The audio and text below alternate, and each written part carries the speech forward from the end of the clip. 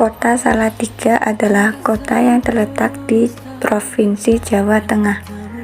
Kota ini memiliki udara yang sejuk dan pemandangan gunung yang indah karena terletak di kaki Gunung Merbabu. Mayoritas penduduknya para pendatang yang berbagai pulau dan berbagai agama. Kota Salatiga disebut dengan semboyan daerah, yaitu Hati Prima. Teman-teman, Assalamualaikum warahmatullahi wabarakatuh. Perkenalkan, nama saya Atika Ulfa Majidah. Saya dari Prodi Akidah dan Filsafat Islam. Izin menjelaskan sedikit mengenai filsafat pendidikan. Baik, di sini saya akan menjelaskan sedikit mengenai filsafat pendidikan. Kita sering mengatakan betapa pentingnya filsafat pendidikan tersebut, karena filsafat sendiri memiliki arti. Yang pertama, jalan yang ditempuh untuk memecahkan masalah. Sedangkan yang kedua, yaitu merupakan kesimpulan yang diperoleh dari hasil pemecahan atau pembahasan masalah. Sedangkan pengertian filsafat ditinjau dari segi bahasanya adalah pengetahuan tentang kebijaksanaan, mencapai kebenaran, pengetahuan tentang dasar-dasar dan prinsip-prinsip. Ketiga pengertian tadi tidak hanya diperlukan oleh seorang filosof saja, tetapi juga dimiliki oleh setiap individu yang baik, seperti guru dan lain-lain. Dalam kajian pemikiran tentang filsafat pendidikan terlebih dahulu perlu diketahui dua istilah yang hampir sama dan sering digunakan dalam dunia pendidikan, yaitu pedagogi dan paedagogi. Pedagogi berarti pendidikan, sedangkan paeda artinya ilmu pendidikan. Pedagogik atau ilmu pendidikan ialah yang menyelidik, merenung tentang gejala-gejala perbuatan mendidik. Istilah ini berasal dari kata paedagogi yang berasal dari Yunani yang berarti pergaulan dengan anak-anak.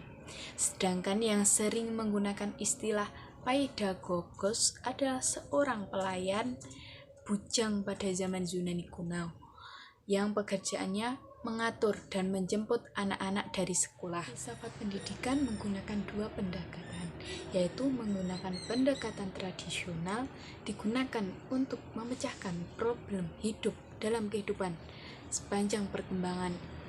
Filsafat pendidikan yang menggunakan filsafat tradisional dalam bentuk yang murni, bahwa dialog filsafat dengan topik-topiknya disampaikan terkait oleh metode pendekatan tradisional.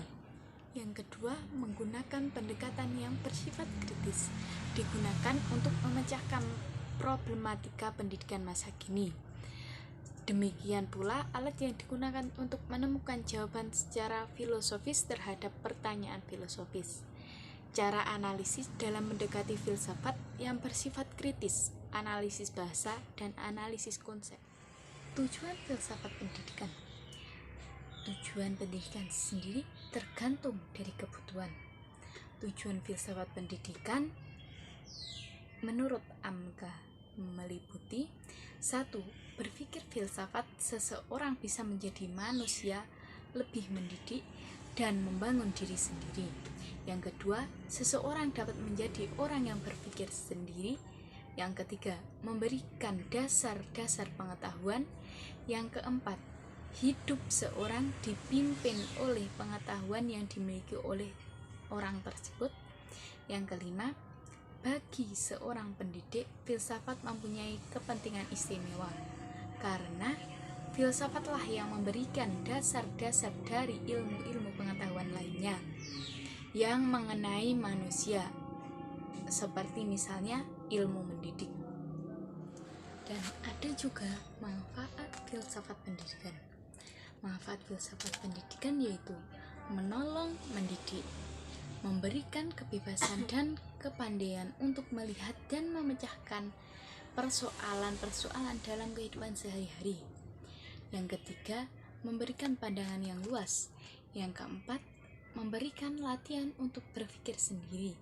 Yang kelima, memberikan dasar-dasar baik untuk hidup kita sendiri terutama dalam etika, sopan santun, akhlak, dan lain-lain, maupun untuk ilmu pengetahuan lainnya seperti sosiologi, ilmu jiwa, ilmu mendidik, dan sebagainya.